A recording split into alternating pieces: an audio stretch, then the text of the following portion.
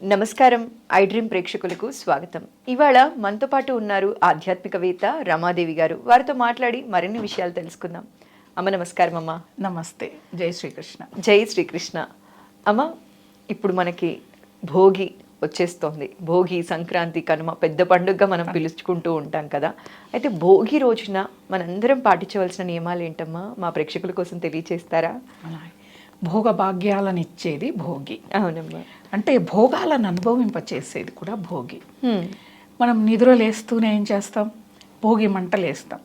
భోగి మంటలు అంటే అందరూ ఏమనుకుంటారు, ఇంట్లో ఉన్న పాత సామాన్ని వేసేసి భోగి మంటలు వెయ్యాలి, లేకపోతే కర్రలో ఎక్కడి నుంచి. ఇప్పుడు ఎందుకంటే పాత సామాన్ ఇంట్లో ఎవరు ఉంచుకోవట్లేదు, ఎప్పటికప్పుడు క్లియర్ చేస్తూ ఉన్నారు. ఇంట్లో పెట్టుకునే ప్రదేశం, స్థలం లేక.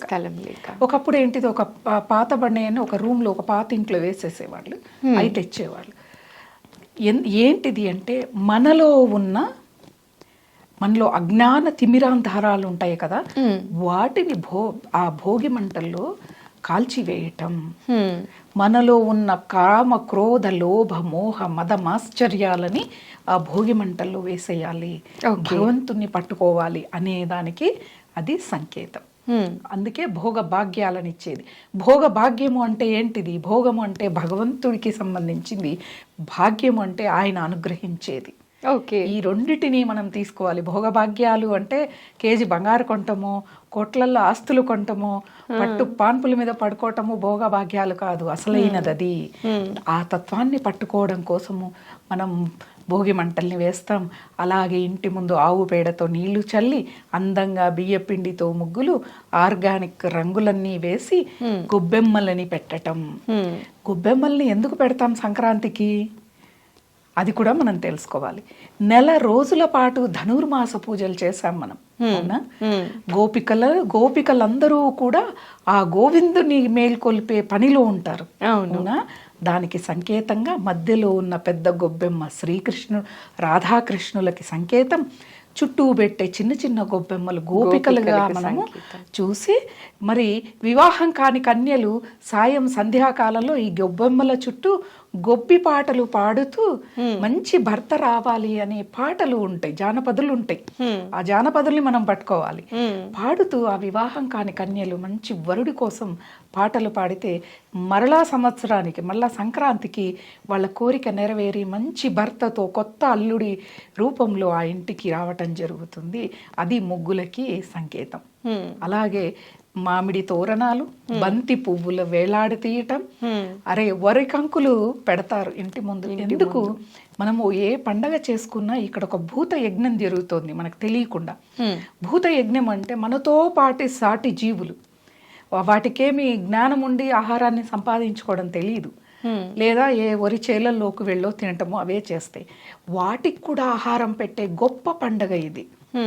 కాబట్టి ఆ వరి కంకుల్ని గుమ్మాలకు వేలాడదీస్తారు భోగి రోజు. అలాగే హరిదాసుల సంకీర్తనలు. ఈ హరిదాసు మనకు సంక్రాంతి అప్పుడే అనుకుంటాం. పల్లెలకు వెళ్తే అమ్మా ధనుర్మాసంలో 3 గంటలకే ఆయన వీధి ఎంబడి హరినామ సంకీర్తన చేస్తూ మనందరినీ నిద్రలేపుతాడు. లేచి మీరు స్నానాలు చేసి గోదాదేవి ఈరోజు పాశురం చదువుకొని ఆ రంగనాథుణ్ణి పూజించండి అని ఆయన మేల్కొల్పుతాడు. మన మాసాలు, మన పండగలు వచ్చేవారు కొన్ని గుర్తుండవు, కానీ రంజాన్ నెల మాసం అంతా మీరు చూడండి, చెప్పచ్చో లేదో నాకు తెలీదు, ఆ నిద్ర లేపటానికి 2:30కి వాళ్ళ సంబంధించిన టేప్ రికార్డర్లో పాటలు పెట్టుకొని ఒకళ్ళు ఆ మసీద్ తరపున భార్యాభర్తలు ఇద్దరు తిరిగి లేపుతూ ఉంటారు. అలా మన సాంప్రదాయంలో కూడా హరిదాసులు మాసం పొడవునా కూడా అందరినీ మనల్ని నిద్రలేపి గోదాదేవి పాశురాలు చదువుకోండి, నాట్కాలే నీరాడే అంటే తెల్లవారుజామునే స్నానాలు చెయ్యండి అని చెప్పడానికి ఆయన లేపుతాడు. సంక్రాంతి పండుగ రోజున ఆయన హరినామ సంకీర్తనలు చేస్తూ అక్షయ పాత్రను తల మీద పెట్టుకొని హరినామాలు దిద్దుకొని సంకీర్తనలు చేస్తూ అద్భుతంగా ప్రతి ఇంటి ముందు ఆయన వస్తాడు. ఆయన భిక్షగాడు కాదు. మనకి ఇప్పుడు ఎందుకు ఈ సంక్రాంతికి మనకి బుడబుక్కల వాళ్ళు, తోలు బొమ్మలాటల వాళ్ళు, హరికథలు చెప్పేవాళ్ళు, బుర్రకథలు చెప్పేవాళ్ళు ప్రతి ఒక్కళ్ళు ముంగిటి ముందుకు ఎందుకు వస్తారు అంటే ఇంటిండా ధనం ధాన్యం పుష్కలంగా ఉండే పండగ ఇది. అవును. ఎందుకంటే అప్పుడే మనకి డిసెంబర్ జనవరిలో ధాన్యం ఇంటికి వచ్చేస్తుంది. కొంత అమ్ముతారు, ధనం చేతిలో ఉంటుంది. వీళ్ళందరికీ కూడా ప్రతి ఇంటి మంగలికి చాకలికి కూడా ధాన్యాన్ని ఇస్తారు ఈ పండక్కి. ఆ సంవత్సరం పొడవున వాళ్ళకి ఆహారానికి లోటు లేకుండా ఈ పండగ అందరినీ కాపాడే పండుగ. అలాగే గంగిరెద్దుల విన్యాసాలు ఎంత అద్భుతం, అసలు ఎంత అందంగా అలంకరిస్తారు. ఇవన్నీ పల్లె వాతావరణంలో జరుగుతాయి. మీరు అందుకే చూడండి, హైదరాబాద్లో 3 రోజులు 5-6 రోజులు ఖాళీగా రోడ్లు ఉంటాయి. అరగంట పట్టేది 10 నిమిషాల్లో వెళ్ళిపోతాం హైదరాబాద్లో. అంటే పల్లెల్లోనే పండగ. ఇదంతా గంగిరెద్దులవన్నీ మనకి ఉండవు. అక్కడే అందంగా అలంకరించి ఇంటి ముందుకు తెచ్చి అవి వాటికి ఎంత బాగా ట్రైన్ చేస్తారు. అయ్యవారికి దండం పెట్టు, అమ్మవారికి దండం పెట్టంటే మోకాళ్ళ మీద గిట్టల్ని ఆనించి అవి తలలు ఊపుతూ నమస్కారం. ఎంత విజ్ఞానం ఉంది అనుకోవాలి ఒక పశువు కూడా. నేను ఇక్కడ అంత అందమైన పండుగ. అలాగే భోగి పళ్ళు అంటే మన స్నానం, అభ్యంగన స్నానం అనేది ఈ రోజున చెయ్యాలి. అభ్యంగన స్నానం మనకి 2 రకాలుగా, ఏ విధమైన మనకి దిష్టి, నరదృష్టి, పీడ అవన్నీ కూడా తొలగించుకోవడం కోసం. అలాగే మనకు ఋతువు చలికాలం. ఇప్పుడు చలికాలంలో ఒళ్ళు పగుళ్ళు, చీలికలు రావటం, దురదలు రావటం ఇవన్నీ జరుగుతాయి. అదే మనం మామూలుగా రోజు నూనె పూసుకొని స్నానం చేయమంటే ఎవరు చేయరు.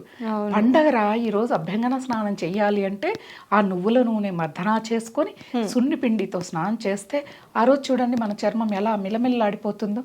ఏ బ్యూటీ పార్లర్లు అవసరం లేదు. అలా రేగి పళ్ళు, నువ్వులు తల మీద పెట్టుకొని స్నానం చేసి నరదృష్టి అవన్నీ పోగొట్టేటివి ఇవన్నీ కూడాను. అప్పుడు తర్వాత ఉతికి శుభ్రపరిచిన దుస్తులు ధరించాలి. ధరించి భగవంతుడి దగ్గర, భగవంతుడికి మనం తల్లిదండ్రులు అన్నీ చేసి పెడతారు, లేదు ఇంట్లో ఉన్న ఆడవాళ్ళే అనుకో పూజా మందిరం శుభ్రం చేసుకోవాలి. అలాగే వంటల దగ్గరికి వచ్చే వరకు భోగి రోజున కొత్త ధాన్యంతో పొంగళ్ళు వండుతారు. మామూలుగా అయితే ఇంటి బయటే కట్టెల పొయ్యి ఇటుకలు పెట్టి పాలు పెట్టి పాలని పొంగించాలి. పొంగి అగ్నికి ఆహారం పడాలి. ఆ తర్వాత బియ్యాన్ని వేసి వండేది పొంగలి.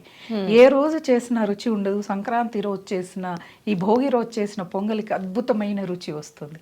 కొత్త ధాన్యం కదా, ఆవు పాలు బాగా పొంగాయి అవి. అలా ఆ పొంగలి వండటం. ఇది ఇంకా ఆహార పదార్థాలు వాళ్ళ ప్రాంతాల్లో ఏవేవి చేసుకుంటారు అవే చేసుకుంటారు. ఆ ధాన్యాన్ని ఆ కొత్త ధాన్యంతో తింటారు. సంధ్యాకాలం అయ్యేవరకు భోగి పళ్ళు, బొమ్మల కొలువులు, తాంబూలాలు ఇవన్నీ కూడా భోగ భాగ్యాలనిచ్చేవే.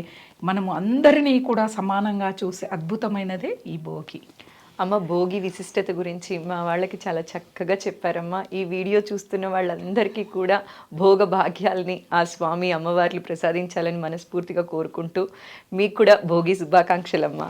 మీకు అలాగే ఐ డ్రీమ్ ప్రేక్షకులందరికీ కూడా సంక్రాంతి పండగ శుభాకాంక్షలు.